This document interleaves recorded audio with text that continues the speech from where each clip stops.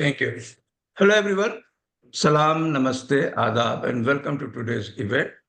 Today, we are going to have a very known professor who is going to talk on democracy on trial, Professor Zoya Hasan, Professor Emerita, Center for Political Studies, Jawaharlal Nehru University. And the topic, as you see, is the book, which is Democracy on Trial, Majoritarianism and Dissent in India. And the theme and the speaker will be formally introduced by Professor Amrita Basu, who is a professor of political science at MS College, USA. She is very well known on certain disciplines like sexuality, women's sexual, gender studies, and many others related disciplines. And the opinion and the concluding remarks will be given by two experts, one a very well-known journalist, the senior journalist, Mr. Nilanjan Mukhopadhyay, who is very well known, especially on this theme of majoritarianism or the Hindutva issue. Sorry, Rafat, this is the old poster that you have put. We have replaced Ms. Seema Chishti with Professor Oh, really? Mridula Mukherjee, who is a Oh, very well-known historian. She's retired now from Jawaharlal University, Department of History. So it's okay. I mean, we can replace the poster later on.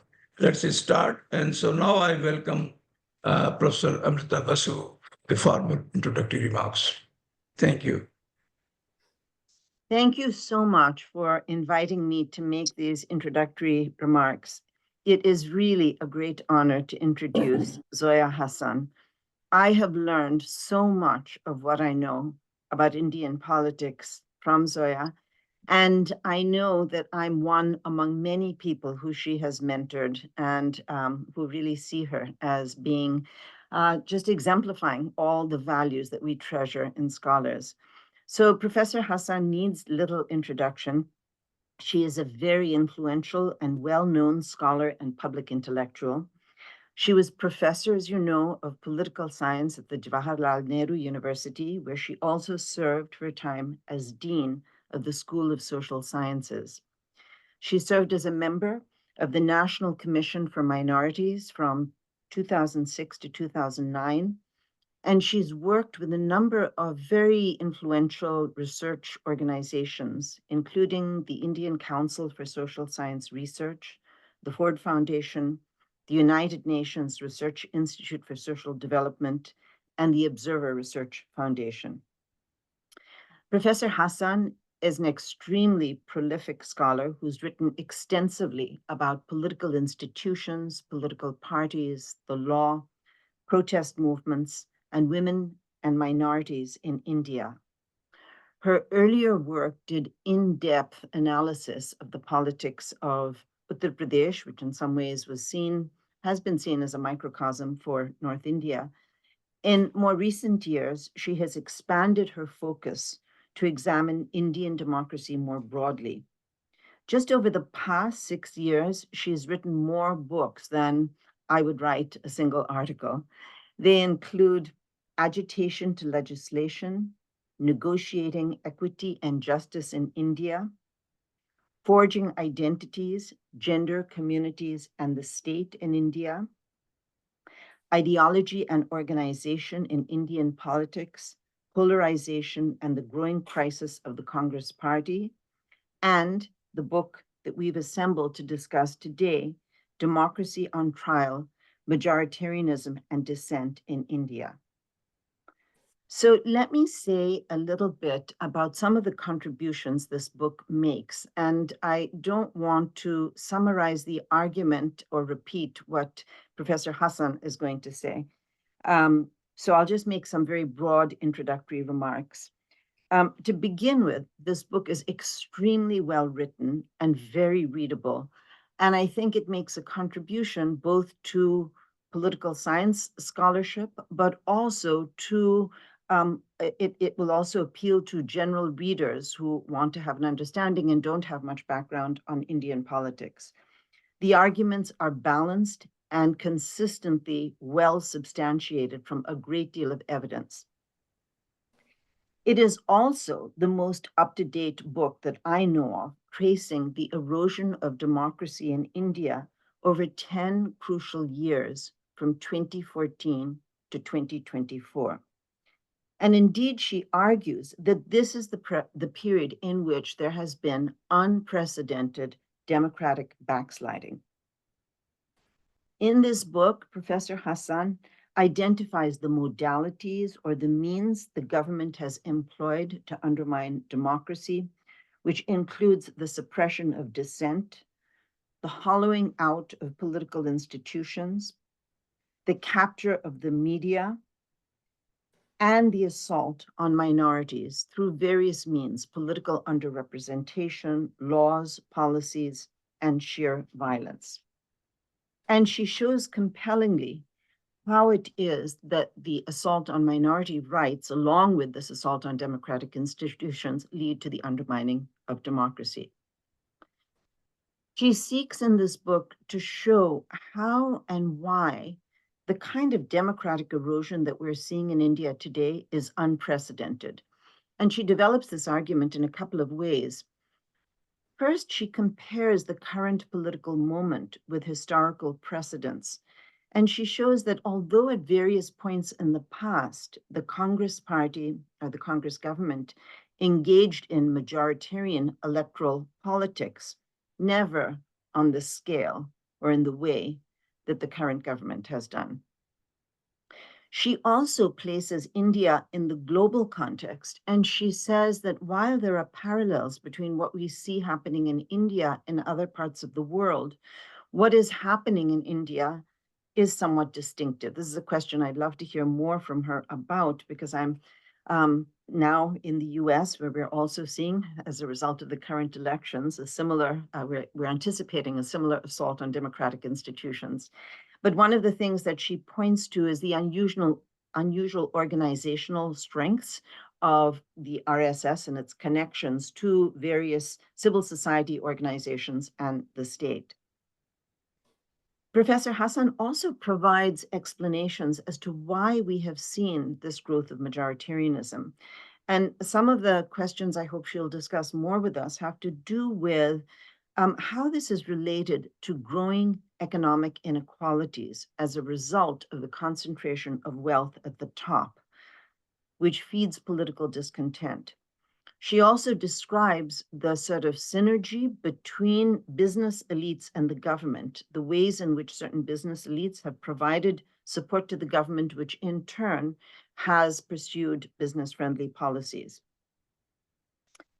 I'm very interested in the concluding chapter of Professor Hasan's book, in which she suggests that as bleak as the situation is that she's described, democracy creating democratic institutions has occurred over a long period of time, and we shouldn't underestimate the resilience of democracy.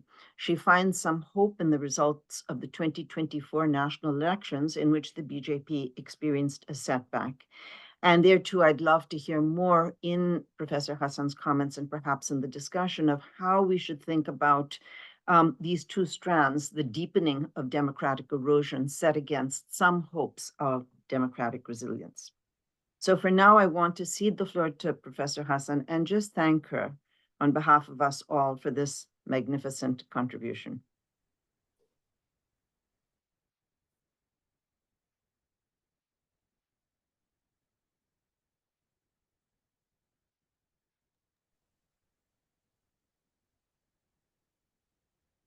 Yes, Dr. Zoya. Yeah, please. Well, I think I'd like to thank Dr. Raziuddin and the Indian Diaspora Washington Metro for the invitation to speak on majoritarianism and dissent, an issue of critical importance in India today. I'm most grateful to Professor Emerita Basu for a very generous and wonderful introduction to my work and to this book. It was really a great introduction, and I think it sets the context beautifully for my talk. And I'm not sure whether my talk will really live up to the introduction that Amrita has provided. Now to Democracy on Trial, which is the title of this book and also the title of this talk. Now, as Amrita just said, my focus is on democracy or decline and backsliding of democracy in the last 10 years. It's entirely focused on the current regime. Now, the worrisome decline of India's democracy began in 2014 when the Bharatiya Janata Party, led by Prime Minister Narendra Modi, assumed power. The dominance of Hindu nationalism since then has brought about disquieting shifts that have undermined the functioning of democracy, above all, the guarantee of civil and equal rights for all citizens. What are the drivers of this process? The proximate explanation is the election of a majoritarian government. Under the leadership of Modi, the BJP was the first party to win a parliamentary majority since 1984, ending a quarter century of national coalition governments at the center. The victory of the BJP set into motion a new historical process which has shifted Indian politics to the right. This has transformed the Indian state to one where majoritarianism dominates after 2014. It was muted during the regime of the first BJP Prime Minister, Atal Bihari Vajpayee. It has become much more pronounced under Modi. Its stated ideology is to make Hindus a self-conscious political force and consolidate their political and cultural power. This involves reshaping the political discourse in a Hindu idiom in a country where there is a multiplicity of identities and cultures. Three shifts exemplified in one, the consolidation of a majoritarian brand of politics, two, the concentration of power in the hands of the executive and the declining autonomy of institutions, and three, a clampdown on dissent, highlight India's slide into authoritarianism and majoritarianism, which are mutually facilitating processes. Each of the three shifts, significant in their own right, are significant in their own right, but taken together, they constitute a major threat to our democracy. How does this process work? The majoritarian agenda involves a massive project of cultural change, rewriting history, reorienting education, renaming public spaces, and making more sharp the boundaries between Muslim and Hindu. It is important to keep this political background in mind because the principal explanation for democratic decline in the Modi years has to do with the domination of this ideology of ethnic nationalism. The crackdown on dissent is justified in the name of nationalism, with any criticism of the dominant ideology condemned as anti-national, and therefore the mistreatment of critics is justified. Following its independence in 1947, India established a full-fledged democracy based on equal rights. This was a bold experiment, perhaps the most significant in a post-colonial society of multiple faiths, languages, and regional cultures. It is a great success story of the post-war era, perhaps the greatest success story of the last 70 years. Democracy has not only survived, it has been institutionalized, barring the period of the emergency, which marked a repudiation of democratic processes. Historically, India's democracy has worked well precisely because no single culture or language or identity is central to its unity. India's stunning linguistic, cultural, and religious diversity has been supported since independence by a political structure that emphasizes equal rights for all. However, India has changed politically, socially, culturally, and economically. The very idea of a democracy based on equal rights, irrespective of caste, class, or faith, has changed under the pressure of majoritarian politics. Even before Modi came to office, a political dynamic encompassing the failures of secular and centrist parties, above all the Congress, helped to clear the way for the rise of the right. At the heart of these changes lie the politics of the ruling party, fueled by Hindu nationalism, or more precisely, Hindutva nationalism. This type of nationalism is distinct from the Indian nationalism represented by the Congress and the freedom struggle, and that is implicit in the Constitution. That was an inclusive nationalism that conceptualized India as a country with equal rights for all. BJP's nationalism is explicitly Hindu majoritarian. The crucial turning point in the growth of majoritarian politics was the mass mobilization to build a Ram temple where the Babri Masjid once stood in the city of Ayodhya in Uttar Pradesh. This political project would not have advanced as it has in the last 30 years without the ground prepared by this movement.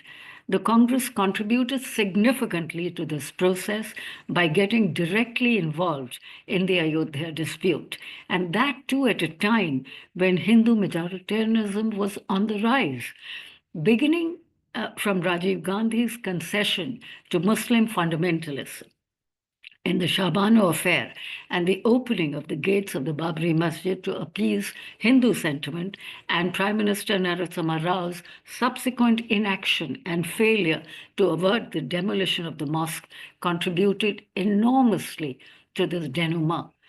Even though it refrained from riding the tiger of communalism, the Congress ended up creating a space for the Hindu right to play a central role in India's public life. This undermined Congress's own monopoly over political power. Thus began an era of majoritarian politics that has polarized Indian society, prompting a dramatic escalation of polarization and its emergence as the preferred strategy for political mobilization in national and state elections ever since. Since 2019, the government has overseen multiple changes in the policy and political realm to promote this project.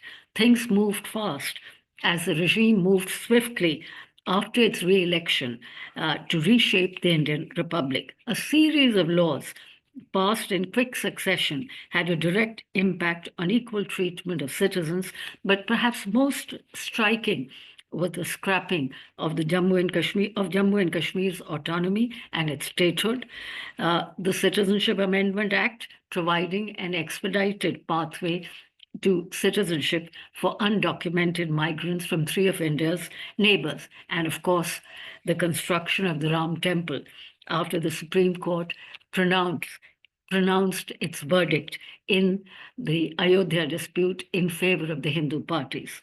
All of these policies and actions faced popular opposition, but they were steamrolled. In the institutional realm, right-wing regimes led by authoritarian leaders such as ours tend to centralize power in themselves, thereby weakening institutions. Under these regimes, the executive is progressively more dominant, which can reshape institutional relationships between different organs of government. While key democratic institutions have remained formally in place, the norms and practices underpinning democracy have substantially declined. There's been a brazen attempt to undermine democratic institutions, the judiciary, the election commission, the bureaucracy, the investigative agencies, and the Central Bureau of Investigation.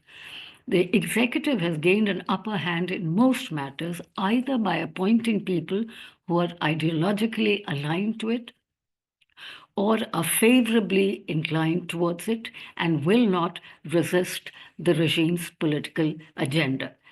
The government has tried to pack many of the high courts or Supreme Court and the Election Commission of India with their own political appointees. The extent of political centralization, or rather, this extent of political centralization, has not occurred when there's no formal declaration of emergency. The powerful executive has come to dominate most branches of government, marked by an overbearing pressure of interference and deference to the executive. The Prime Minister's office is by far the most powerful institution. And the Prime Minister has consolidated his authority both within his party and across the governmental machinery. Two critical decisions, demonetization in 2016 and the national lockdown after the COVID-19 pandemic in 2020, illustrate the pitfalls of centralization. The disastrous demonetization decision was taken without consulting the Reserve Bank of India, but the RBI had to retrospectively complete the paperwork to make demonetization appear as if it came from the deliberations of the RBI. This decision knocked over 2 percentage points off GDP growth, besides aggravating the unemployment problems. Likewise, the national lockdown was imposed at 4 hours' notice without consultation with relevant institutions or states. Both decisions affected the Indian economy drastically, which is yet to fully recover from it. This situation is different from the emergency when Indira Gandhi formally eliminated nearly all democratic institutions, arresting political opposition, eviscerating civil liberties, muzzling the media, and passing 3 constitutional amendments that undermined the power of the country's courts. But Indira Gandhi's authoritarianism was essentially opportunistic, using legal and regulatory action to make life inconvenient for those who crossed its path, whereas the BJP's operations are organized around an ideological commitment fueled by Hindu nationalism and the eagerness to establish a majoritarian state. The concerted attempt to stamp out dissent has facilitated political control and ideological dominance of ethnic nationalism, which is at the root of the authoritarian propensity. This extreme concentration of executive power is paralleled by a concentration of economic power as the government bestows tax breaks and policy favors on big business, which in turn reciprocates by extending huge financial support to the party. The most important element of the democratic crisis is the crackdown and criminalization of free expression, dissent, and protest. This is manifest in the depletion of democratic freedoms, freedom of association, minority protections, and media independence. Several activists, including students, and many of them from my own university, have been held under preventive detention laws. Government authorities have systematically used financial audits and tax-related raids on technical but fully legal grounds against a wide range of civil society groups, think tanks, and NGOs, etc. But most importantly, substantial resources have been devoted to stopping public protest. It is virtually impossible in today's India to hold a public protest. Permission is never granted, and if a public protest is held, it is invariably stopped. One example of such restrictions is the extensive use of Section 144 of the Criminal Procedure Code to prohibit the assembly of 4 or more people in an area. And this can remain in force for months on end. It has been used to prohibit large gatherings and impose restrictions on the movement of people in and around protest sites. Yet another way to restrict protests is shutting down internet and mobile services in areas where protests are taking place in order to disrupt the organization and coordination of protests. Even though this regime is more powerful than most previous ones, it is more intolerant of criticism and dissent than previous ones. The regime senses that despite the popular mandate in 2 consecutive elections, its thought control is still not complete. The result then is to control every person who thinks. If you show signs of thinking, being able to change your mind, having ideas, and a vision different from the ruling party and leaders, you will be throttled and proscribed, as historian Gyan Prakash put it very aptly. Institutional attack has been most starkly experienced in the universities and nowhere more than in the Jawaharlal Nehru University. There's been a massive decline in academic freedom. These are places that encourage independent and critical thinking, and therefore the home of a lot of dissent. As an essentially anti-intellectual government, this regime dislikes universities in general. They simply do not like people who question or think. Now, the third aspect, I've spoken of dissent, protest, and the third aspect are rights. Now, rights are critical components of a functioning democracy. Rights provide a check on the power of the government in a democracy. By protecting the rights of all individuals, democracy ensures that no groups are discriminated against and that their voices are heard. India had introduced a new rights regime before this government came to power. These were not social security schemes. Rather, these were rights based on statutory laws to enforce legal accountability by providing concrete mechanisms for its realization. Significantly, no new rights-based legislations have been introduced after 2014. This, as I've just mentioned, is in sharp contrast to the United Progressive Alliance government, which introduced the right to work, the right to forest rights, the right to information, etc. Whereas now the pursuit of rights is considered unnecessary. In fact, this regime is concerned that there's too much emphasis on rights and not enough on duties, even though the Constitution doesn't place them on an equal footing. The Prime Minister has emphasized the need to prioritize duties over rights. This conflation draws on India's ancient past to justify the primacy of duties. After 2014, the new welfare programs, and some of them have certainly been introduced. Some of them have simply renamed old programs, but some new ones have also been introduced. But these welfare programs were not provided as a matter of right, but as largesse from the state. None of the welfare schemes are statutory or rights-based, which means they can be wound up at any time. The new welfare measures effectively casts citizens as passive recipients of welfare, beholden to the benevolence of the state, rather than an active claimants of rights and fuller citizenship. But I think what is most concerning is the attitude of the regime towards the political opposition. The space for and recognition of opposition as a vital part of democracy has been considerably reduced.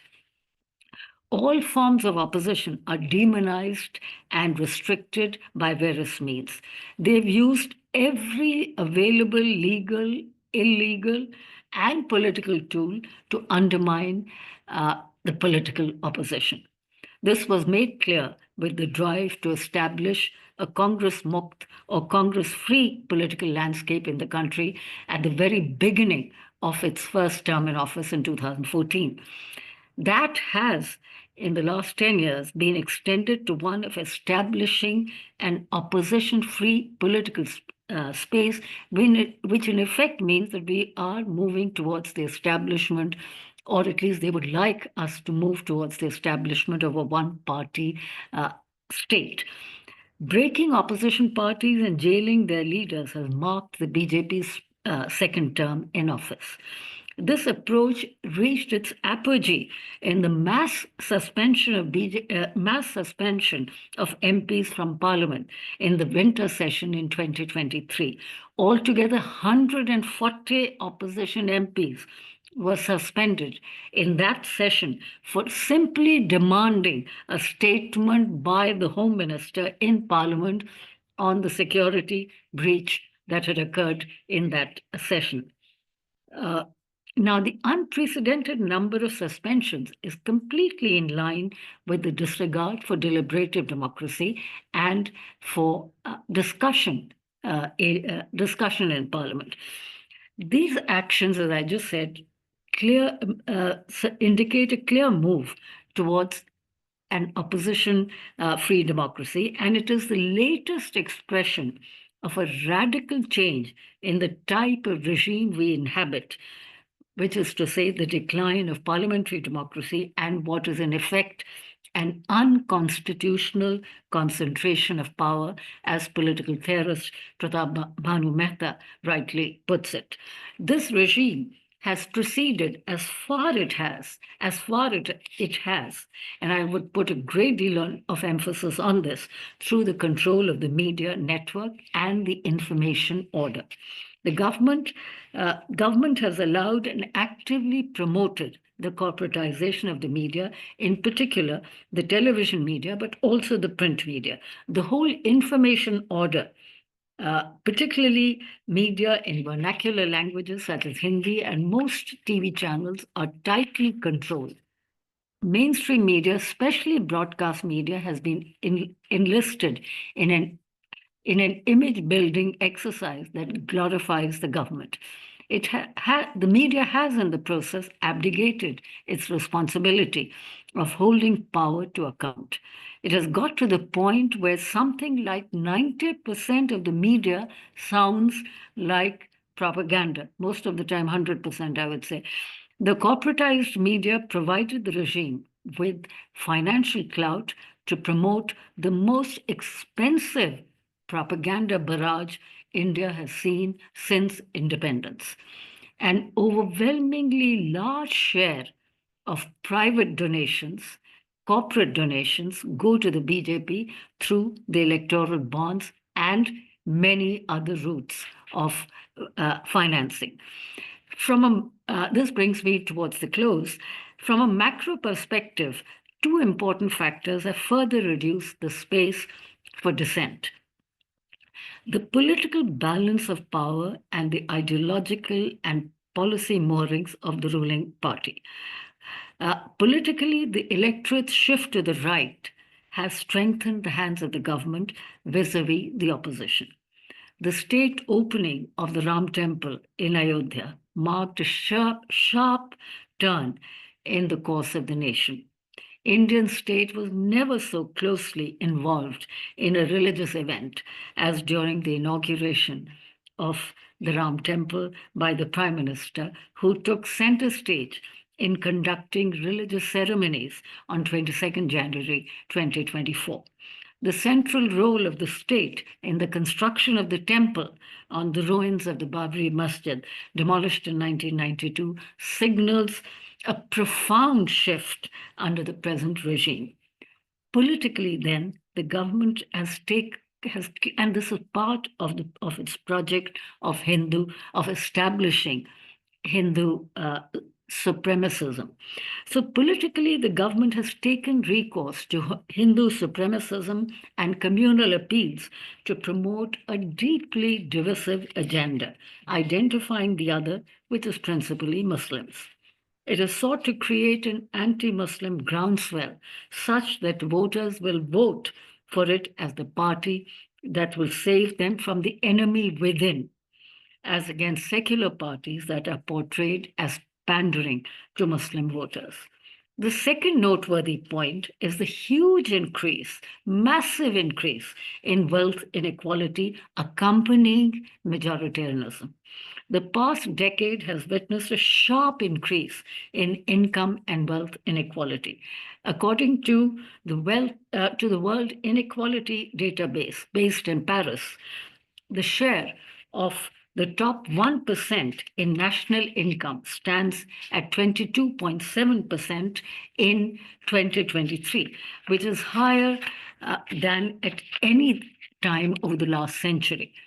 This government, far more than any former government, and I cannot emphasize this enough, this government, far more than any former government, has encouraged large corporates, especially relatively new business houses. This has led to the adoption of policies, including policies for the sale of resources, and we read about this almost on a daily basis, which has engineered a steep redistribution of income in favor of big business and worsened performance related to employment, welfare, and the alleviation of deprivation. Economically, a small section of the population has prospered with these flourishing corporate entities being among them, while inequality has deepened. But the regime is certainly not losing sleep over inequality. One can find almost no mention of unemployment or inequality in the speeches of Modi and other BJP leaders. It's almost as though inequality doesn't exist in India. Consequently, India has become more communal, more authoritarian, and more unequal. But there is resistance to these changes ushered in by the Hindu right. Important pockets of resistance have emerged, even if scattered through the country in the shape of movements, protests, and electoral alliances, and in the shape of a diversity of arguments, criticism, languages, and belief systems of the people. So, one could argue that the next phase of Indian politics might well revolve around around a conception of hegemony, which is established, and counter-hegemony. The former, of course, denotes an alliance, as I have spoken about, on behalf of the ruling classes with the co-option of the interests of business groups, crony capitalists, and the privileged classes. Counter-hegemony would involve a reaction and building top-down hegemony, top-down, or if you like, bottom-up social coalitions, which can be assembled on behalf of the underprivileged and marginalized sectors of the polity. Now, the BJP's expansionist drive, against the background of what I just stated, the BJP's expansionist ride seems to have stumbled in the 2024 Lok Sabha polls. This election was fought against the backdrop of the ruling party's stranglehold over money, media, and capture or subversion of nearly every institution in India. If elections were not held under these circumstances, the results would have been very different. But BJP still fell short of an absolute majority, which is a far cry from its claims made during the election campaign in a very long election, the longest election that we've ever had, in scorching heat. The party had hoped for a landslide victory in the 2024 elections, but they won just 240 seats, well under the halfway mark of 270, and they needed coalition partners to form the government. Now, of course, much has happened since the election, and perhaps we could come to some of that in the discussion. So I'll focus really on the 2024 election for the moment. And I would argue that the 2024 election verdict constitutes a setback for the majoritarian project. And as Prabhat Patnaik has argued in a recent article, it actually constitutes a setback against the capitalist project, or the type of capitalist project that has been ongoing in India. voters have reasserted the resilience of Indian democracy by restoring a balance between different political parties. It raised the possibility of checks and balances and the pressure to mitigate the overuse of the politics of religion and the rapid rise in inequality. But sadly, so far, the pace of communalization and autocratization have decreased, despite the BJP having lost its majority, nor has the pace of neoliberalism lessened. In fact, Hindu right affiliates positioned in various institutions and civil society have intensified the hate campaign against minorities in pursuit of the neo fascist agenda in the past 2 to 3 months.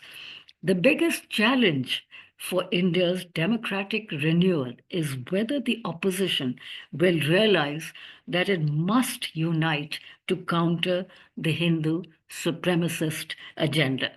The parties who are not aligned with the communal authoritarian right are fragmented, disunited, and limited to the state level, which allows for Hindutva political strategies to succeed more easily. Finally, opposition has to make up its mind where exactly it wishes to stand ideologically and whether it is willing to retreat somewhat from neoliberal policies and politics. Opposition is criticizing vehemently crony capitalism. But what is the alternative trajectory? That has not been spelled out. Thank you. Thank you very much. Thank you. Very, very depressing as well as a little, there is a light or a hope that, the opposition is doing something. Let's have these remarks and concluding opinions and remarks by two experts. I'm inviting Mr. Nilanjan Mukhopadhyay, sir, for the first remarks, and then Professor Vidura Mukherjee afterwards. Okay. Nilanjan, sir. First of all, Raziuddin Saab and the Indian diaspora, thank you very much for inviting me and to express my thoughts on a very important and a very timely book by Professor Zoya Hasan. I, in fact, was hugely surprised and greatly honored when I received a message or a mail from Professor Hasan requesting me to make comments. I really felt greatly honored because sitting on the same panel along with very accomplished academics is a huge honor which has been bestowed on me. I'm hugely overawed by the situation and quite daunted by the task which is there in front of me to comment on the book. Let me begin, with the standard tools of my profession, which is a journalist. The book is in the genre of what we in journalism call a developing story. That's something which is developing.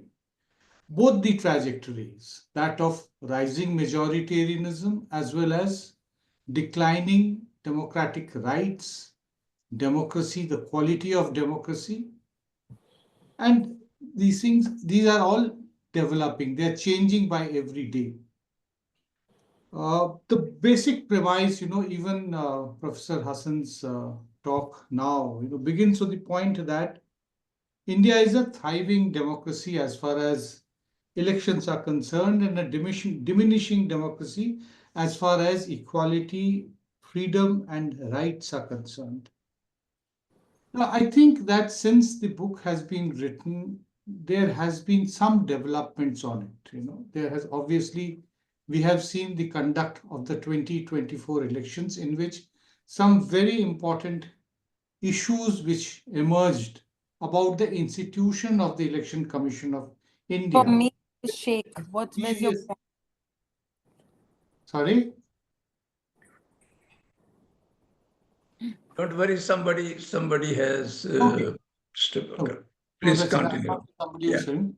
So if we actually look at the narrative of the developments related to the Election Commission of India during the Lok Sabha elections, the entire process was kicked off by a very mysterious resignation of one of the election commissioners and very dramatic appointment of two new election commissioners just on the eve of the schedule being announced. So quite clear that the entire election commission was not consulted prior to the schedule and the process of elections being started off. That's something very important.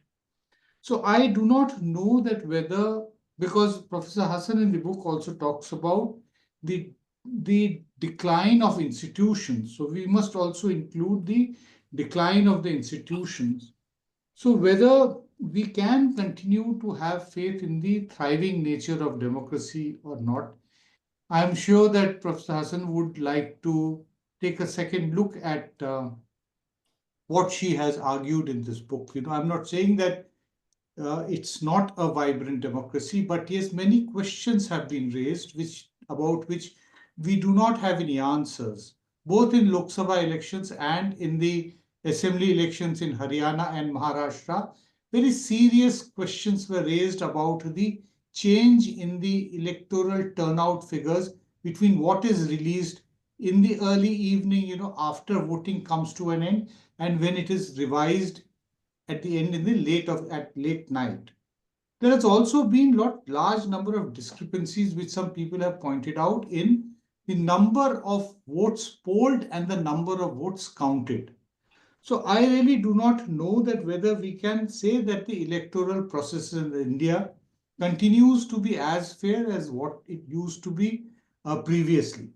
Even and somebody who has actually made his name by being an electoral analyst, a cephalogist, Yogendra Yadav, in a recent article, he confessed that there is something wrong, but he's not able to put his finger on what exactly is wrong, but definitely questions are being raised.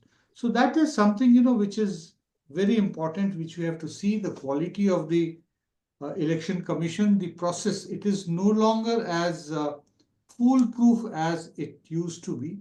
I am not saying that we need to jump to the conclusion that the EVMs are being rigged and there is something very faulty about the entire process, but the election commission straight away can be faulted on one is, of course, the issue of the turnout, and the second is its partiality towards the leaders of the BJP or its alliance partners when it comes to violating model code of conduct. We have seen repeated instances where notices are issued to opposition leaders but are not issued to leaders from the BJP and its alliance partners. So that is something which is actually extremely worrying about having faith that our the electorate and the people of this country are very wise and that they will always be giving a correct mandate. There is another very important process which has happened. I'm just making a mention of it because we keep on talking about the Hinduization of the Indian polity and of the various processes of the democracy. But side by side, I think just because a law has been passed just 2 days ago, we also need to talk about the increasing Hindiization of the entire polity, the systems, the processes. We have just seen the parliament passing a new law in place of the Aircraft Act, which is now called Bharatiya Vayuyan Vidhayak, which I am sure that all of you have read the controversies and the questions which have been raised by the opposition, especially those parties which primarily represent the non-Hindi speaking states. Previously, the three most important criminal laws, I saw, that has become so much part of our, vocabulary that, Indian Penal Code, CRPC, these come to us straight away. But we now have to say Bharatiya Nyay Sanhita, Bharatiya Nagrik Suraksha, Bharatiya Sakshya Adhiniyam. Now, these are laws, which even people who speak everyday Hindi, they would be struggling to actually give it a name and coming to terms with nomenclature. this is also in one way, it undermines federalism in the country. It is also extremely, majoritarian from the linguistic perspective. It is true that India's the majority of Indians are, I would rather say not majority, a large number of Indians are Hindi speaking or understand Hindi. That does not mean that we actually start imposing it on non-Hindi speaking states. That is something very important. A point was made about the media, about which I will be speaking slightly more than because I come from the media and I have had a lot of personal experiences in the last 10 years. And also side by side with the media, which Professor Hasan has also pointed out, is the manner in which the academia has been sought to be controlled. We have seen, of course, that there has been attempts to tamper with and change the curriculum. That has been done. But also it has become very undemocratic decisions have been taken against the teaching community itself. Very recently, we saw this, straight away termination of services of a very senior historian, professor of history from the Ambedkar University in Delhi, somebody who was, a fellow student in JNU, somebody who, did a master's and did his entire history uh, courses from JNU, Professor Salil Mishra. He and another colleague of his who was registrar some time ago, their services have been terminated. There have been numerous other instances which we actually can really point out to. When it comes to the media, I've often said that whenever we talk about the media and the Modi era, I've always been reminded about what Mr. Lal Krishna Advani said after emergency when he was the information and broadcasting minister. He said that they were asked to bend and they crawled. Now, that is partly to a great extent true about the profession now, because in the last 10 years, we have seen that a large section of people in the media and of media organizations which have changed their stance, which have changed their approach, guided more by the corporate owners. There is, of course, a far greater corporate ownership in the Indian media today. Two major corporate houses are present there of the who are playing a very important role and being benefited in the Modi era, the house of the Ambanis and the house of the Adani. The Ambani house, owns, possibly the largest media network in the country, the entire network 18 and the related media organizations. And Adani, we know as to how and the process in which they have taken control of NDTV and how they are going about the process. And I do not think that this is the last of their ambition that we are seeing. We have also seen increased, attempts to suffocate the free thinking within the media, and the independent media which came up, in with the advent of internet. Several media organizations have been squeezed. I myself was personally connected professionally with this website called NewsClick. Last October, you would all remember that in one dramatic day, about 70 to 80 locations of houses of journalists and people who are not even journalists had the remotest association with NewsClick, non-editorially also. They were also raided. The police visited my house also and took away a lot of equipment which they continue to sit over there. The government was not satisfied with that because NewsClick continued its editorial operations despite the fact that its promoter and editor-in-chief Prabir Purkais was in jail, because the website continued to publish articles and produced videos of fairly high quality. And finally, in December, they actually seized the bank account, which actually made it very untenable for the website to continue operations, barring a few just a skeletal articles are issued and some videos are put up at the moment. That is how they have been going about. So there has been a certain amount of very attempt concerted attempt to squeeze the media, and examples have been held up for others. People have been raided. Even the Times of India was raided in one occasion. So the other large media organizations think that if the Times of India is not spared, then maybe we should mend our ways. As a result of which, they have eliminated a large number of people from outside their office, who are not part of their company, to write as outside contributors. They have been stopped. The space has been denied to them. Likewise, in the academia, as I said, that at one level there's been changes in the curriculum, and they have changed textbooks, and they have brought in a large number of their own people. That is how we actually hear. Whenever people like us have spoken to friends in various universities, we have always learned, that in the last 10 years, out of the total number of appointments made, the majority of them are from what we call the Sangh Parivar network.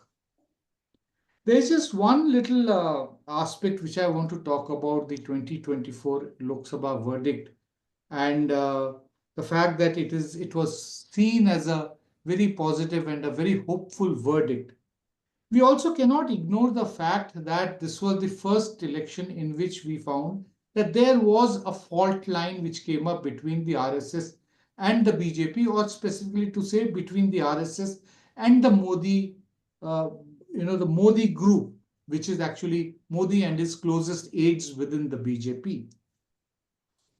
It is a well-known fact that the RSS did not campaign as much as they did in the previous elections during the Lok Sabha elections.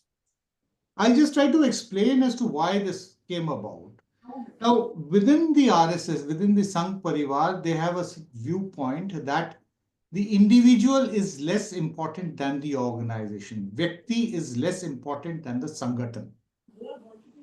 The problem has been with the RSS is that they always felt that Mr. Modi, right from the time that he became the Chief Minister of Gujarat, paid greater emphasis on Vyakti and did not pay heed to the Sanghatan. Even in Gujarat, he completely walked over the RSS all the time. That has continued through the last 10 years also, but somehow the RSS, accepted it. They decided to tolerate because they felt that a lot of their ideological goals and objectives were being fulfilled by Mr. Modi. Ram Temple, the abrogation of Article 370, Triple Talaq Bill, these kind of laws were passed, and also the general creation of the general anti-Muslim, anti-Christian atmosphere in the country, rising majoritarian culture in the country. All those things were appreciated by the RSS. What possibly became a bit too much for them is when the phrase called Modi ki guarantee was introduced. Along with that this time we are going to cross 400. And finally, the last straw was the BJP President JP Nadda saying that we do not need the RSS anymore, and that we are now capable on our own and we can win elections without the support of the RSS. So the RSS actually just also wanted to show, and they contributed to the verdict of 2024, that what the BJP can do minus the RSS, it is not in a position to get a majority on its own. In contrast, look at the Maharashtra elections, where the RSS participated in a full-fledged manner. They had actually taken over the campaign. The BJP workers were working under the RSS network, if I can actually use that. It also happened likewise in Haryana also previously. The vote share difference in Maharashtra between the Lok Sabha elections and the assembly elections was 16%. The rise in the vote share and the rise in the seats were not just for the BJP, but they were for the BJP and its allies also. The Shinde's faction, Eknath Shinde's faction of the Shiv Sena, and also the Ajit Pawar faction of the NCP. Basically, the message which has gone is that the Sanghatan, along with a vichar or an ideology or an idea, can win elections. Mr. Modi was not was not campaigning either in Haryana or in Maharashtra as vigorously as much as he does. He just addressed maybe about 7 or 8 meetings in Haryana and about 10 or 11 meetings in Maharashtra, which is way down the normal kind of campaigning which he does. So I would say that this is also the centenary year of the RSS. This relationship which is there between the RSS and Modi is something that which we have to keep our eyes on, because we can expect further development to happen. The Maharashtra elections and the Haryana winning and the RSS coming back into the campaign does not mean that everything has been sorted out within the Sangh Parivar. It has not been. This is not the last that we have seen of this. This is my sense of what is going to happen. Also, can we wrap it up now? yes, I will wrap it up. Yeah. This last point which I want to make is about the welfare, which Professor Hasan said that it has actually not been welfare, it's actually been just handing out dole like a charity state. In fact, the entire program has been run in such a manner that it is not being seen that it is a state which is doing it, but everything is named after the Pradhan Mantri. So it is also at the end of it, building up of a single personality, which eventually went out and ended up annoying the RSS. So there are many things which we have to see, but the danger to the democracy is there, because we should not look at it completely from a Modi-centric point of view, because even if Mr. Modi fades away from the situation, the level of majoritarian thought and support has increased in India to that extent that it is not going to die out suddenly, and the RSS has certainly become much stronger than what it was in 2014. So let us not be just Modi-centric. Thank you so much. Thank you so much, Vadaji. And let's also hear now Professor Mukherjee, and after that we will enter the question and answer session. Professor Mridula Mukherjee, yeah, please.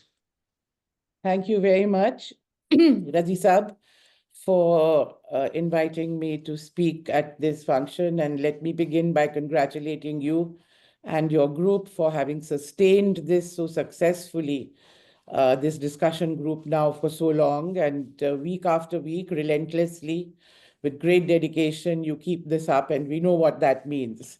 Even when you're on halfway to the airport, you stopped to do this program. I mean, I think it is just wonderful, your commitment to the cause of this country is just fantastic. So I want to congratulate you on that. I also want to begin by congratulating Zoya for having given us a wonderful book. In fact, I would like to say that it's something that can be used as a handbook by people, because it has what I think is a very fine combination of a factual narrative which puts together, in a way, documents and authenticate all that has actually happened, along with, but integrates it into a very fine conceptual analysis. Because often what we get is one or the other.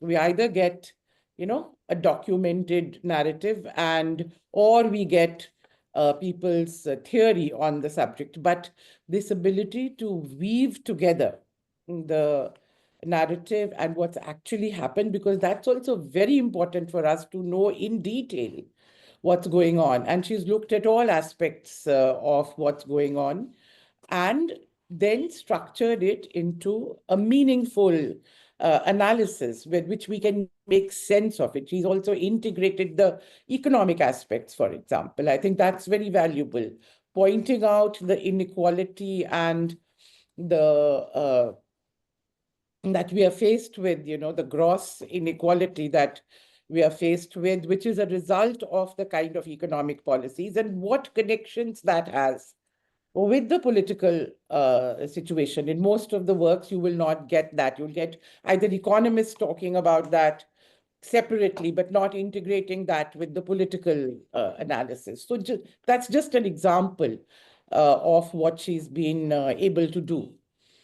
I will not repeat what is in the book. I think Zoya herself has done an excellent job, and before her, a little bit by Amrita Basu also on the book.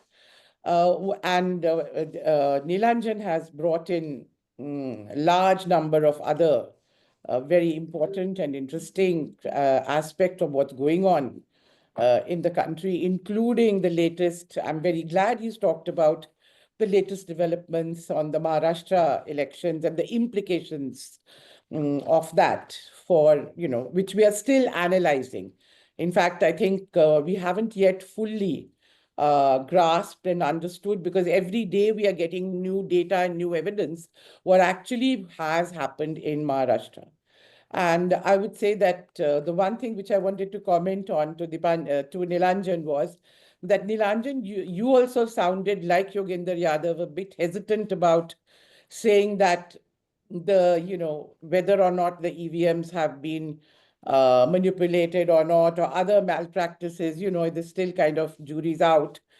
I would like to say that by now, I think, for example, Mr. Devasahayam, who I'm sure you have heard many times, and many others who've actually made it their business to document what's going on. And it's also very clear that we're not just talking of EVMs, but we are talking of EVMs. And we are talking of many other electoral malpractices. And I think giving any kind of concession today to the Election Commission of India, and you yourself said that one of the blatant things they do is that when there is absolutely clear violation of the code during the elections, the one thing they're supposed to do is stand up and warn people and stop people and punish people. You can stop somebody from canvassing for 2 days, 3 days, but we know it's been documented that from Prime Minister downwards and upwards and sideways and backwards, the entire machinery of the BJP was flouting the codes in all these recent elections that we've had blatantly, from the clothes people wear to this to that. I mean, there was nothing subtle about the violation of that code. And if the Election Commission can't even do that, then giving them any concession, about their impartiality or what, I think we need to, not be so kind to them. I think they've done more than enough to convince us that they are not independent. They are not fulfilling their constitutional mandate. And let's not forget, the Election Commission in this country is a very powerful body. The election commissioners have the status of Supreme Court judges. They cannot be thrown out. I mean, that's the degree of independence which has been given to the Election Commission in order to enable them to ensure a fair election, a free and fair election. And so they are completely, I think, failing in their duty and their commitment and their obligation to the people of India. It's not their obligation to the government or what, it's to the people of India, that they're failing completely. And I think I would not make any concession on that count. Whether things can be proved in a court of law or not, that's a different story. Whether anybody can be impeached, anybody can be thrown out, those are all very different things. But I think what we are seeing, and the reason I'm emphasizing this is that apart from all that which Zoya's book has so well documented, we are seeing some things being accentuated, now. And I think this, to me, actually is a sign of desperation. It's not a sign of strength, it's a sign of weakness. Zoya, for example, said that, despite what happened in the reduction of their strength in the Lok Sabha, we have not seen a decline. We're seeing, in fact, they are going around and being more blatant about the communalization and all that. Yes, absolutely. I agree with you. But I see that not as a sign of their strength, but I see that as a sign of feeling weak inside, and desperate to hang on and to intensify those things which they think they are sure of, which is the blatant communalism, the hardcore RSS BJP ideology on which they fall back when all else is failing, So they don't have an economic policy to show off. Look what's happening. Today's news, The RBI has had to revise its estimates of the growth story. You know, the RBI has not been able to bring down the rate of interest, which all business and everybody is now pushing for desperately in order to give a boost to the growth, because they can't, because inflation is not being brought under control. And inflation not being brought under control immediately means that the poor and the middle classes are suffering badly. So obviously that leads to discontent. So I would say that, there are enough indicators that what we saw in the Lok Sabha elections, the weakening of their position, is not something that just because they've managed to manipulate and come back to power in Haryana and Maharashtra, that actually they have overcome that. That's not how I see it. The rest of it, of course, remains, as you said, Zoya, it all depends on how the opposition can get its act together, whether they realize the gravity of the situation and what all everybody has to sacrifice in order to come together, that they're able to put an alternative narrative in place. All those things are absolutely right, what you said. I completely agree with you. But I would like to take the rest of my time, whatever few minutes I have, to emphasize on something else, which you've documented well in your work about the protests. As a historian, and let me here bring in my sort of put on my hat as a historian, that I see in a long-term sense, and if I look back also on the last few years, at the brightest sparks of what we saw was the anti-CA, anti-NRC agitation. The way that agitation snowballed, and if it hadn't been for COVID and the lockdown, I don't know how the government would have actually been able to handle it. Shaheen Bagh was just one example in Delhi, of the strength that people were demonstrating if their conviction, but all over India there were protests and mass protests. The farmers' movement, more than a year-long protest, unprecedented, where they rejected all direct support from all political parties. Whatever support they may have been getting from behind the scenes is a different story. But the resilience, the mass resilience of the ordinary people, which was shown in the farmers' protest, I think is something fantastic. It's something that testifies to still a strength among the people to grasp what's going on, see reality, sift it, and hold their own. I think we cannot undermine the importance of these examples. Even now, in the last few days, we've seen what's happening. For 2 or 3 days, Noida was completely blocked. They wouldn't go back. They've just now managed to get those farmers to go back. And since yesterday, the farmers from Punjab are sitting and protesting at the Haryana border, and barricades on barricades, tear gas, rubber bullets. The whole armory is back in order to prevent 100 farmers from coming to Delhi. That's the element of fear. And they're coming in batches only of 100. They can't let 100 farmers come to Delhi. So I would say that, and these I'm just giving you demonstrations. A few months ago, almost immediately after the elections, when the agitation in UP, for example, suddenly erupted on the issue of the NEET and other exams, the government had to get the NTA head to resign. It snowballed. The Congress went in a big way. Some 4,000 people were put in jail. The thing is that mass agitation and mass protests are something which nobody can always predict. There's always an element of spontaneity and surprise in them. What will excite people? Of course, the organizational aspects are very important. I see it as the opposition, parties having to clue themselves in much more into what is agitating people. What are people getting worried about, excited about, and be able to also tap into those. When I see opposition unity, I don't want only to think about opposition unity at election time. In fact, that's a much more difficult unity, because you are fighting over seats and this and that. Whereas it is possible to have much more unity in leading the protests, That's where the concentration should be. I think one of the healthiest things that we have seen was the Bharat Jodo Yatra. You know, healthiest in terms of it's something that gives hope to people, something that's positive.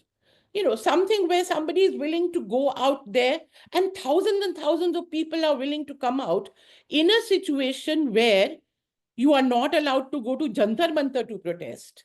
5 people cannot get together.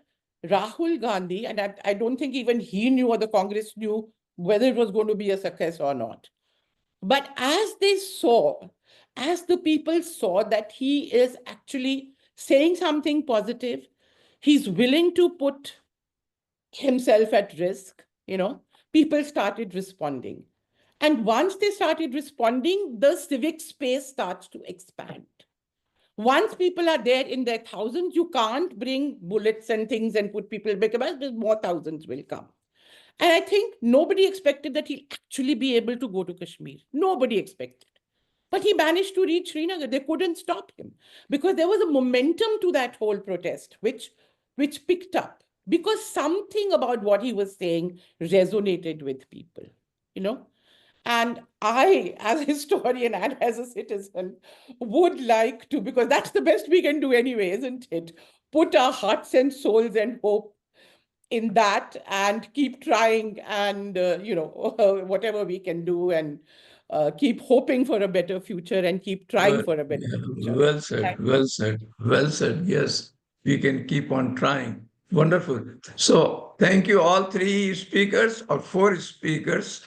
And let's go into question and answer session. But before that, I have to have an announcement for the coming Saturday, which will be our last session that I will do from Delhi. And after that, 3 weeks off. Indian diaspora goes off the screen for 3 Saturdays.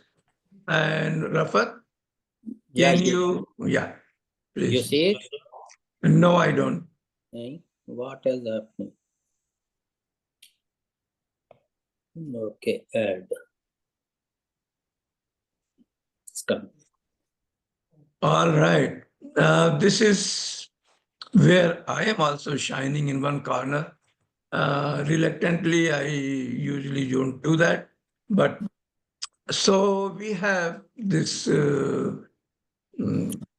coming session, Rise and Fall of Muslim Civilization, Need for Muslims to Prioritize Their Focus on Science and Technology. The speaker is a very well-known professor of psychiatry, and actually he is much more than a professor of psychiatry. He is the emeritus president of Institute of Medieval and Post-Medieval Studies at Dallas, Texas. Wonderful job he has done. He has edited a book with the same name, The Rise and Fall of Muslim Civilization. So I hope that we all connect on coming Saturday. After that, 3 Saturdays, we are not going to do any session, and we'll be back again on January 11, 2025. So over to Dr. Rafat Hussain for question answer session. Thank you. Okay, thank you, Dr. Raziuddin. So we begin the question and answer session. So before we do that, thank you all 4 speakers, Professor Hasan and Professor Basu and Mr. Mukhopadhyay and Professor Mukherjee. It was a wonderful, enlightening talk. So let's begin the question and answer session. Please raise your digital hand, and you can also put your comment or questions in the chat box. So we begin with the digital hand. First is Ashok Arora. Hello, sir. First of all, thank you very much. Can you hear me right? Yes, please continue. Okay. Sir, my name is Ashok Arora. I am former Secretary of Supreme Court of India Bar Association. At present, I am in New York. I am studying US laws. First of all, congratulations and thank you very much to Zoya ji and other speakers. My question particularly to Professor Zoya is, as a student of political science and also as a student of law for more than 4 decades now. I'm a stern follower of Kabir, who said that you first look within before you blame anybody else. So when I look within, I feel judiciary, which includes the lawyers community also, has done great disservice to this democracy, because Justice Chandrachud, when he passed this order judgment on Babri, despite having admitted that yes, Babri was illegally demolished, he gave this land for temple. According to me, this was the single incident which demolished democracy. I even put it on YouTube, Professor, I'll share with you. They said it is contempt. I said I'll face if it is contempt. I said his father also did same thing. He destroyed democracy during emergency and followed Indira Gandhi's judgment that yes, dictate that yes, you have no fundamental rights. And Bade Miyan to Bade Miyan, Chote Miyan, Subhanallah, that is what I blamed him. So do you feel that judiciary, including the lawyers, failed the nation? Because this single incident, Professor Zoya, I mean, having worked now almost 4 decades there, gave Modi the power. Because when he gave temple, they say, look, temple is built. And then 370 also he approved.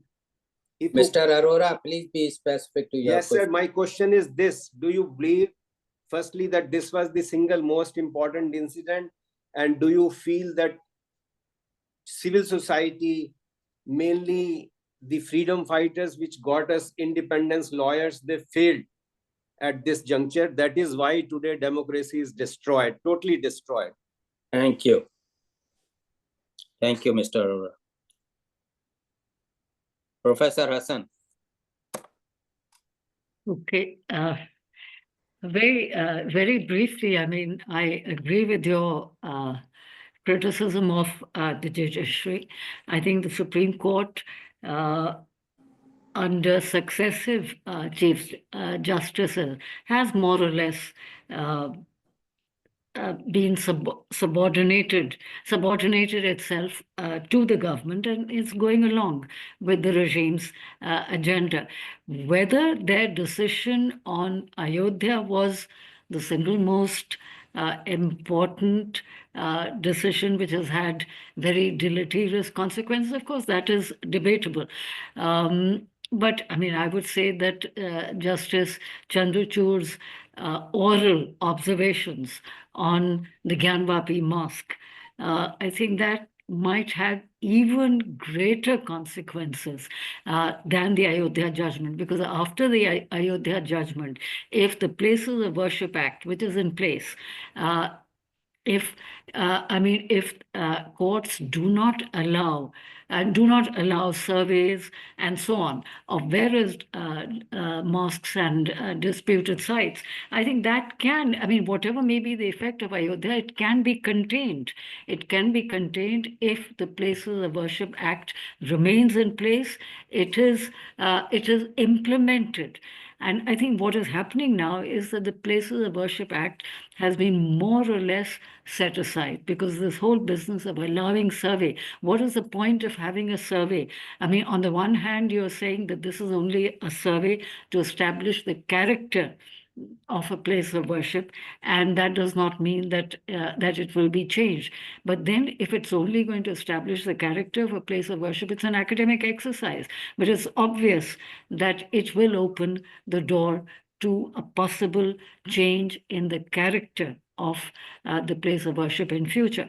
So I think I would still say that we can have different opinions on the Ayodhya judgment, but I think it's that could have been and the matter could have been settled by the Places of Worship Act, and I think that Places of Worship Act has to be implemented. If that can happen, I think then things would not. You may recollect that this is Chandrachud only he who opened the floodgate of that act. Yeah. Chandrachud only allowed Gyanvapi also. Yeah, So if you absolutely. count his sins, he is continuing. He is still continuing. Yeah.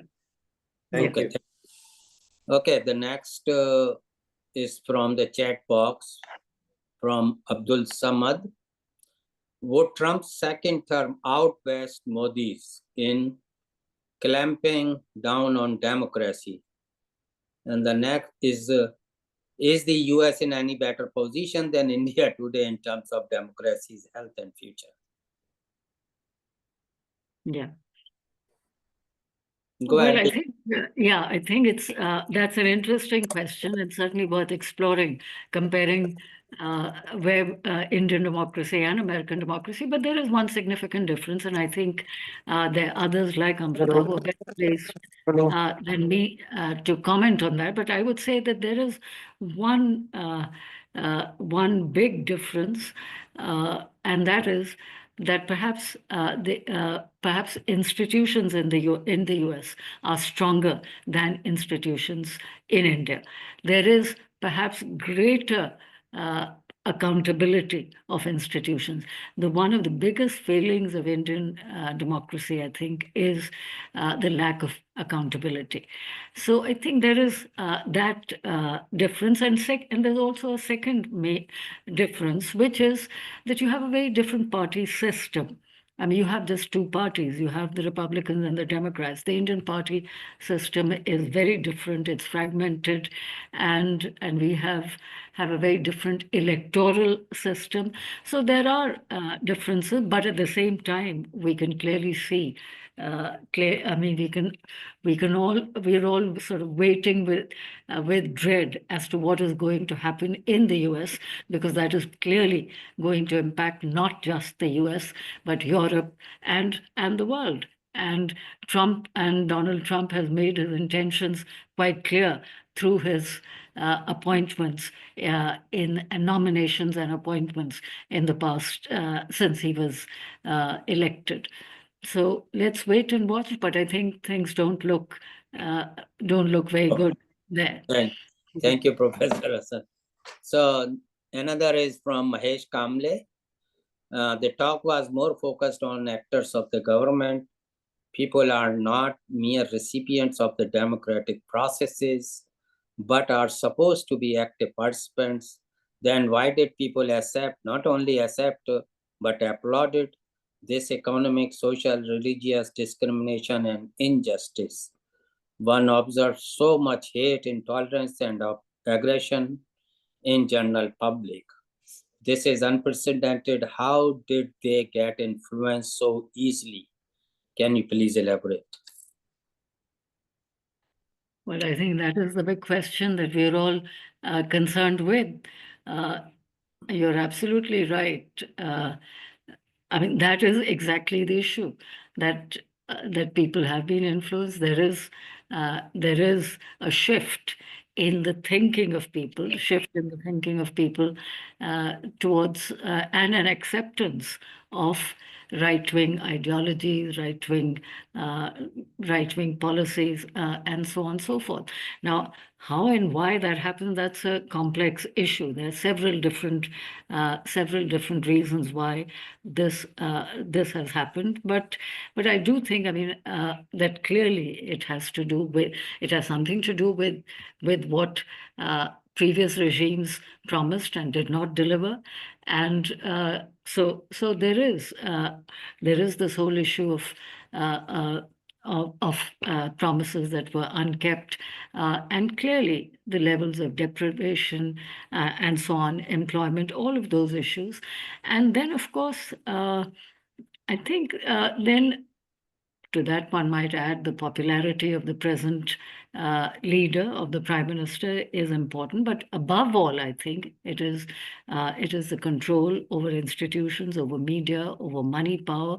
All of this has, but of course there is a worldwide change. I think India is in that sense not an exception. I mean, right-wing populist regimes bordering on neo-fascism have been elected to power in many countries.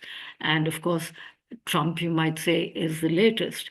But but if you look around, you would see there's Meloni in Italy, there's Erdogan in Turkey, Orban in Hungary, and of course our own Prime Minister here. So there is a definite shift to the right from the center. But at the same time, I think we must also see that there are some. I mean, if you look at the elections in the United Kingdom, they were different. I mean, there the Labour Party decisively defeated the Conservatives, and in France too. Although France is facing a serious institutional crisis with the resignation of the Prime Minister, but the fact of the matter is that the left did very well over there. So I think there is, the situation is not entirely bleak, and I'll come back to the Indian situation later because there are many, there are possibilities here as well. Thank you, But I Professor. think clear is that there is a collapse of centrism and of liberalism. Because liberalism, which had almost transformed into neoliberalism, has not been able to deliver. And therefore, disenchantment, disillusionment, and so on has set in a big way, and people are looking to the right we're looking to the right in the hope that things will change. Thank you, Professor Hasan. Next is from Shrikant Chopra. What is your view of the book, The Majoritarian Myth by Dr. Ganopadhyay, which proposes and discusses linear theory of social evolution and its deficiencies? Sorry, what is the question? What do you think of the book by Ganopadhyay? The book name is The Majoritarian Myth. I have to confess I'm not aware of it, so I won't be able to comment on this. That makes sense. And then there are several questions from Muhammad Firoz, but I will take only one. How majoritarian politics and BJP get social consent? How do they get social acceptance or consent? Yes. Well, the Hindutva project is a long-standing project. It's not something that has just emerged in the last 10 years. After all, it's a century-long project which has been underway from the mid-20s. So it's going to be almost 100 years. The very fact that it has taken them 100 years to reach where they have reached now is an indication that they did face major opposition in India. But of course, now, for a variety of reasons, some of which I've already commented on, they've been able to gain social support, some of which has to do with failures of previous regimes, some of it has to do with their own mass mobilization. And I do think Bhumi movement and so on played an important part in that. And then I think to that I would also add that there was a crisis that confronted the UPA government. I mean, the UPA 1 worked very well, but there were a huge number of problems with UPA 2, the corruption scandals, leadership, it was more divided, and so on and so forth. And their failure to actually own up to their own achievements, such as their rights-based agenda, which was so unprecedented and so remarkably exceptional. And in contrast to that, I think what the right had to offer was a strongman leadership. And I think that strongman leadership and the claim that a strong man can fix India's problems, as strong men have done in other countries, I think that appealed to people. And then, of course, combined with a focus on religion, and in fact, one could argue that that precisely because there was so much opposition to Hindu nationalism in India, there was so much opposition to BJP and it had not succeeded. They needed to, in a way, bring in religion and to make themselves more acceptable. So I think a combination of all of these factors has contributed to consent, social. Thank you, Professor. The next person is Deshdeep Thankar. Deshdeep, please go ahead. I ask you to unmute.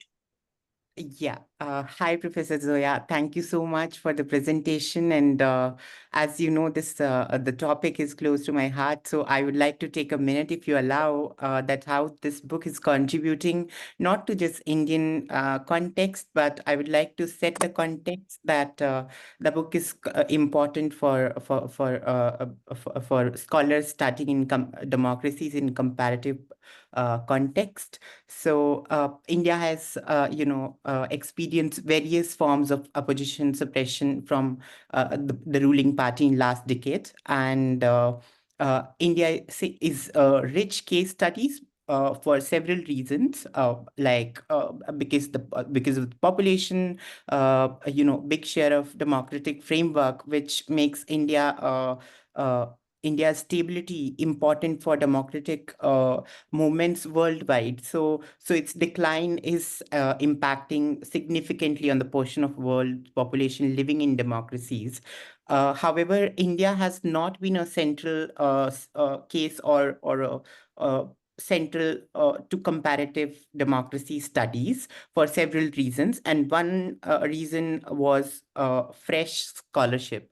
So because the techniques are evolving, which you have noted very well, so the book is important tool for scholars studying authoritarian studies in other democracies and comparative context. So coming to my question is that do you see scope for democratic protest or resistance in countering the authoritarian or autocratizing regime, or do we need to strategize or come up with the new forms of resistance?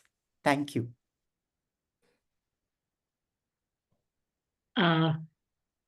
Thank you, Deshdeep, for your questions, which are important. And I mean, there are 2 points you're making. One, that India hasn't figured prominently in comparative studies of democracy. Yes, it did not do so in the past because India was seen as an exception. But now I think India is not an exception because it is falling in line with the rise of, right-wing regimes or right-wing populism in different parts of the world. So I think comparative studies of democracy are taking into account the Indian experience now after the rise to power of the BJP.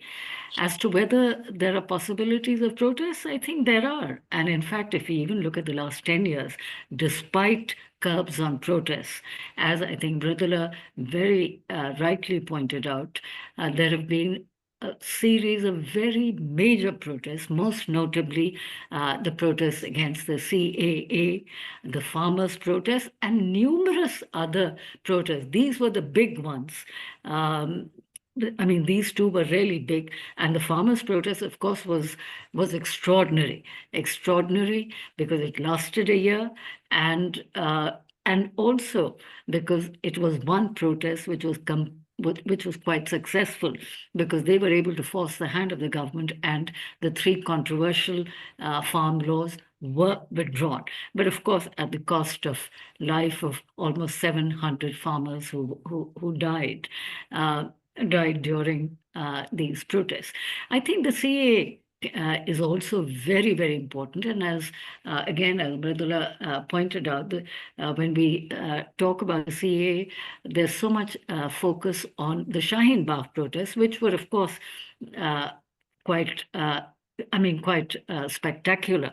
But I think, but that has in a way overshadowed the numerous other protests against the CA that took place in different parts of the country. I think Shaheen Bagh is important because it was an Occupy type of protest, like Occupy Wall Street.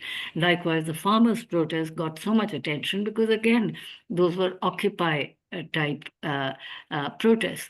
But these are not the only protests. There have been so many major protests in the last 10 years, which gives rise to hope that despite so much attempt to suppress protests, despite using all manner of means to neutralize protests, people have not been quieted. People are still protesting. And for example, the farmers, as we have seen, in the last 3 days, there were major protests, and it was only the use of tear gas which injured many farmers en route from Noida to Delhi that actually stopped the protests. And as I said, I mean, there are protests, for example, even with regard to the communal violence in Sambhal. And in anticipation of protests, I think you may have come across this news that the UP government has in fact decided that it will not allow protests for the next 6 months. So that is, in a way, a tribute, if you will, to the people who are not giving up, who are protesting. Thank you. Many But thanks, of course, I Professor. think the important thing is that these protests have to connect with political parties, because sometimes these protests, I mean, until and unless there is a greater interaction between civil society, protests, and parties, I think perhaps things cannot go as far as they should. Thank you. So someone reminded me that there was a question from Barbara Metcalf. I could not locate it. If someone can guide me at what time it was. Anyway, I am moving to the... She is still here. You can ask her. Okay. Okay, after Mr. Abed, I will invite her. Thank you, Rajiv. So from Abed, what a change of regime may not undo every undemocratic steps taken by the current administration. What are the effective ways to decriminalize the youth who have been influenced by the communal ideology over the last decade? Here is $1 million question, Professor Hasan, for you.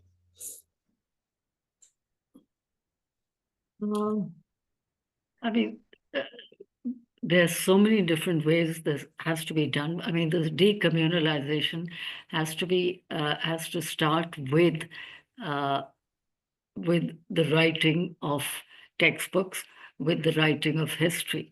I think one of the biggest problems is the distortion of history that has come about. So I think if students are able to access history and properly done history of the kind that has been done, for example, the kind of history work that has been done in the Jawaharlal Nehru University, and I'm sure in many others as well, but I'm more familiar with JNU, only if we had more of that history. And if and also I think one of the biggest issues has been textbooks and the kind of distortions that have been introduced in textbooks. Now, how to reverse that is a big question, but let us hope that that can be done. So that, I think, really the focus has to be on education and on providing people with facts, but of course we live in an era where facts don't seem to count. But nonetheless, we have to keep trying, and so I think that plus, of course, social mobilization and so on, all of that would help. But and as many people have argued, that families are divided now on so many of these issues. So clearly, families and parents have to pay much greater attention. So there's a whole lot of things that can be done. But I would say education is important. Is really the beginning. Thank you. Okay, Dr. Metcalf, please ask your question.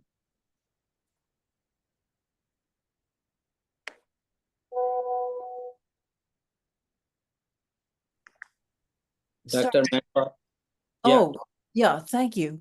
I actually didn't have my question up, my hand up, but I'm very grateful that this gives me a chance to say how much I'm benefiting and enjoying this session. But I do think this question of education is just unbelievably important. But one of the dilemmas is how to possibly compete with the Sangh Parivar network that has its own system of education that gets down so far into society and shapes the minds, the behavior of the new generation. That seems to me just such a fundamental dilemma of enormous importance for all the kind of wonderful, thoughtful work that comes out, the kind of rethinking of a more enlightened approach to India's history and so forth. It's very hard to compete, given, I think, the institutionalization of a different approach.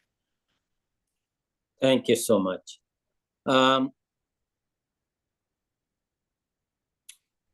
Professor Hasan, do you want to say something or? No, I just want to endorse what Barbara just said. I think she put it very well, that really the central issue is education. And unfortunately, the kind of education that is being provided is the problem. And basically, I think we just need rational, enlightened, secular education. That is what we need. And unfortunately, I think we seem to have what we have now is, there's just so much unreason, irrationality, and so on. So I think the basic issue really is, and the fact that just look at what they have done, what has happened to textbooks in the past few years. They are simply it is not just misinformation and disinformation, but removing facts. For example, textbooks will not mention the Gujarat violence of 2002, and so on and so forth. If you just look at, it's not just the history books, but political science textbooks, sociology textbooks, all of it. So it is, it's a very, what can one say? It's almost an imagined history, that is imagined history and an imagined politics that is being propagated. So this is really a matter of concern, and not just textbooks, but I would say what is being done to not just school education, but to higher education, which is going to have very long-term effects. Thank you, Professor. So only few minutes left, and there are 3 more questions I would like to take. So Neera Chandoke, please go ahead and be brief. Very quick question. I ask you to unmute. Please go ahead quickly. Okay, in the meantime, she's getting ready. Mr. Rohit.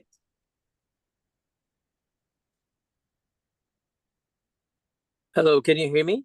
Yeah, please. So, Professor Hasan, thank you so much for your scholarship. I had a question regarding this nexus between civil society efforts that have shown up in protests and the political system that you were talking about.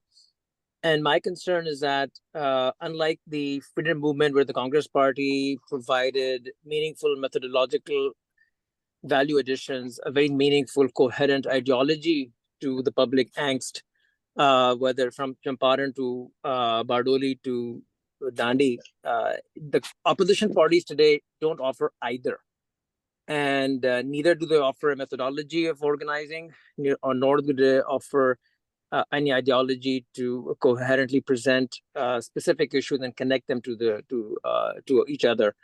How do we build that muscle within civil society to both organize and to then figure out how do we build that ideology? I mean, I have some ideas which I could talk to you offline, but I wanted to get your take on those two specific elements clearly missing from the political spectrum today.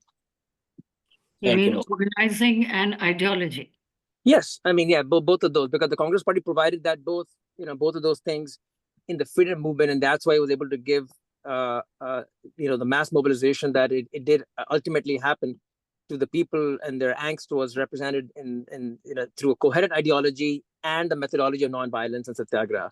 Today, neither of those are available to people in general. I mean, we can critique the protests themselves, and the political parties more so don't have either of those to offer to these people's movements that are emerging.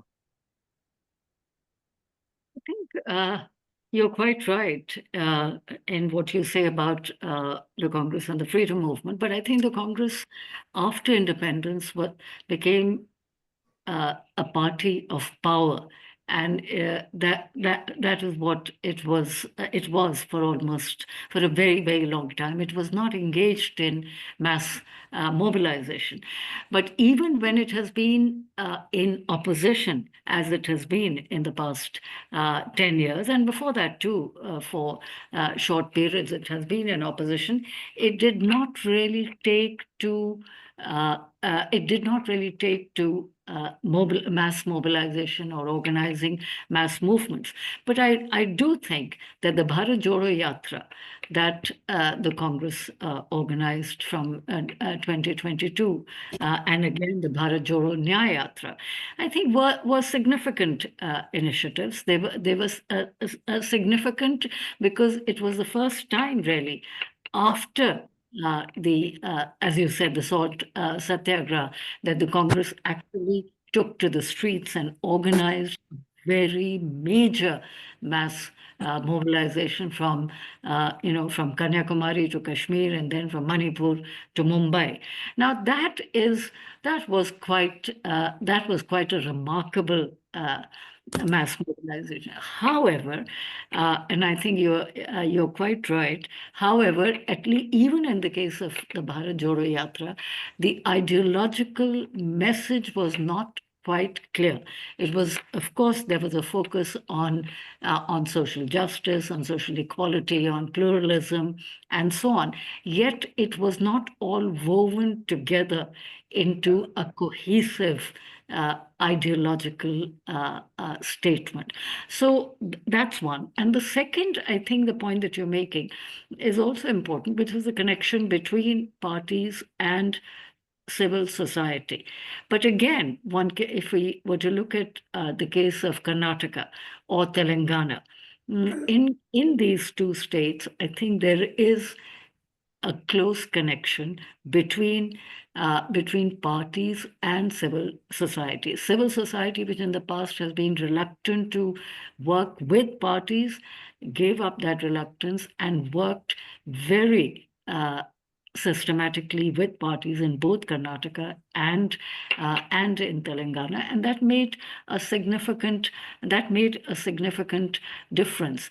Or, for example, this whole constitutional politics and this whole campaign that the Constitution is in danger, and by that, of course, they meant that reservations are in danger, democracy is in danger, and so on.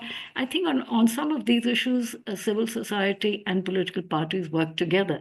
But yes, unlike many Latin American countries where there is a much closer connection between between civil society and parties, and many parties there in those countries have arisen or emerged from civil society. That has not been the case in India, except, of course, the Aam Aadmi Party is very much a party that emerged out of a movement, which is the anti-corruption movement. We don't have that many examples, except, of course, the Indian National Congress, which, as you point out, was born out of that brilliant freedom struggle. After that, we've not had many such examples, but there is an issue, and I think you're quite right that I'm not sure if political parties can be offering advice on organizing, but surely they can be much more clear about their own ideologies. Thank you. Another call for Neera Chandoke, please. Yeah, hi Zoya. Congratulations for the book and the great presentation. I enjoyed listening to it. To cast a spoke in the wheel, it is time that we start thinking very seriously, not only about what BJP has done to our body politic. It has ruined it, it introduced the politics of hate, destroyed institutions, but what we can learn from its electoral victories. And I think here the contrast between the BJP and the opposition parties show up very strongly. BJP is the only party that understands the importance of working in society between elections, setting up like-minded organizations. It's a cadre-based party. It has a line of command. I'm afraid none of the opposition parties have this quality.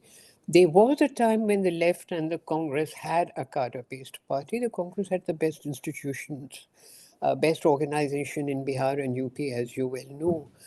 But today it is a party led by an individual and a handful of his advisors.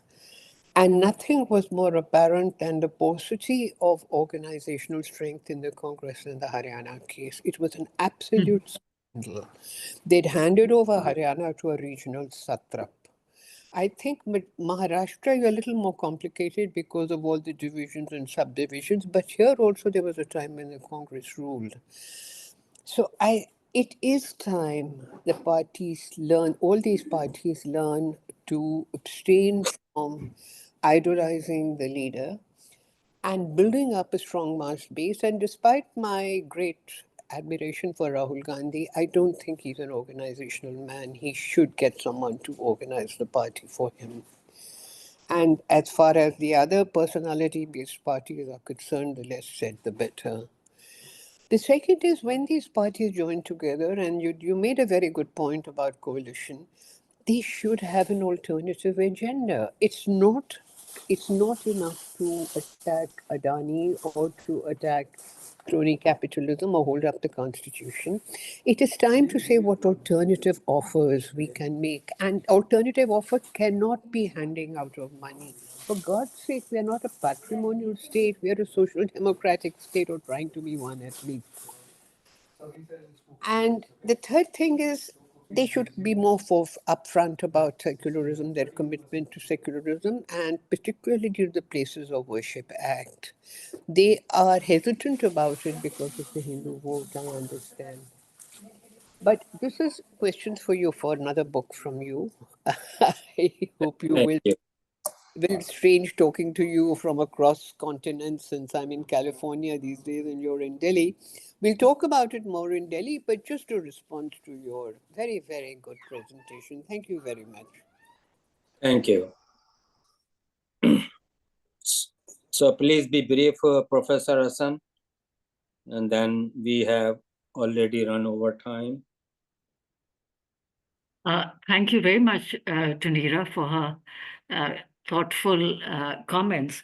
I think her concern about the opposition and its limitations and failures, I think, is absolutely well taken. And I think she has you have a point when you say that the opposition has much to learn from the BJP, not its politics, but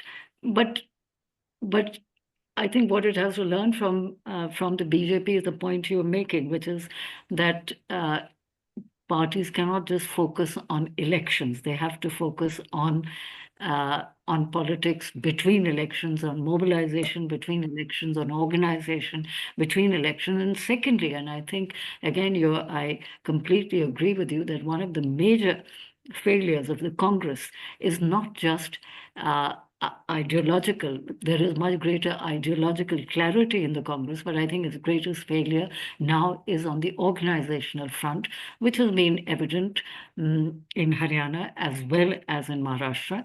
And thirdly, and I think the other point is again right, and that is that the opposition parties and the Congress in particular has to show much greater flexibility. It cannot just because, let's say, saving the constitution worked in the Lok Sabha election doesn't mean that it will work to the same effect in the state assembly election. But the Congress has been very repetitive in the way, in its strategy. And I think, obviously, it was clear that it needed to adjust its strategy, which it did not. And the BJP is quick to change and quick to readjust, as it did, for example, in Maharashtra, where it did not do well in Lok Sabha elections, and then it got down to reorganizing its strategy. Obviously, Thank you, Professor. We have to wrap up because Dr. Raziuddin has to leave to the airport. And my sincere apology for Ms. Muzaffar Ahmad Saab. I promised to take your question, but unfortunately, we have to conclude the question and answer session. And thank you again, Professor Hasan and all other three speakers, Professor Basu, Professor Mukhopadhyay, and Professor Mukherjee. It was wonderful. And of course, if Razi Bhai had time, he would have asked some question, but he is running to the airport right now. So thank you. Back to you, Razi Bhai. Well, sorry, we really wanted to stay more and more time, but let's wrap it up, and maybe there will be a session 2 probably. Yeah. That's the only way. Yeah, somebody also pointed out that, bring Professor Aditya Mukherjee, these 2 books need more and more sessions actually. So I hope that we have given ample time to many other questioners, but still some are left. And so sorry for that. It is quite late in India. Many are tired. And obviously, one point is that I'm also running a little towards airport. And thank you, Rafat, for taking care of all that. And we will see I will see you all from Delhi, and then we will be off for a couple of Saturdays. Thank you all. Thank you all. It was, Thank you very much. My apology if I did not take all the questions. So thank you. And I'm sorry I've not been able